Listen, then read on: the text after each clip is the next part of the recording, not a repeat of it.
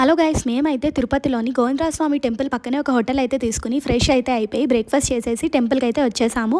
Only చెల్లి, నేను, అక్క, అమ్మమ్మ మాత్రమే వెళ్ళాము. మాది వీఐపీ బ్రేక్ దర్శనం కదా. మా హస్బెండ్స్ వాళ్ళు కొండపైకి వెళ్ళి టికెట్స్ అయితే తీసుకోవడానికి వెళ్ళారు. మేము నలుగురమే చక్కగా ఒక ర్యాపిడో బుక్ చేసేసుకొని గోవిందరాజస్వామి టెంపుల్కి, ఇస్కాన్కి, ఇంకా కపిలతీర్థం అయితే వెళ్ళిపోయాము. చక్కగా అన్నప్రసాదం కూడా గోవిందరాజస్వామి టెంపుల్ దగ్గర అయితే చేసేసాము. అన్నప్రసాదం తినడం చాలా అదృష్టం కదా, అది బ్లెస్డ్గా ఫీల్ అయ్యాము. మంచిగా అనిపించింది. ఇంకా ఏముందండి, అమ్మాయిలు అయితే ఎక్కడికి వెళ్ళకూడదా ఏంటి, వాళ్ళు పైన పని చేసేసుకునేసరికి మేము చక్కగా కింద టెంపుల్స్ అన్ని మంచిగా విజిట్ చేసేసాము.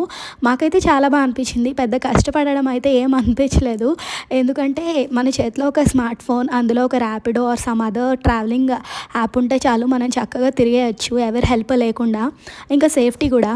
ఈవినింగ్ అయ్యేసరికి మా హస్బెండ్ వాళ్ళు వచ్చారు. కళ్యాణ వెంకటేశ్వర స్వామి టెంపుల్ చూసేసిన తర్వాత సెక్యూరిటీ చెక్ చేసుకొని కొండ మీదకి అయితే వెళ్ళిపోయాము.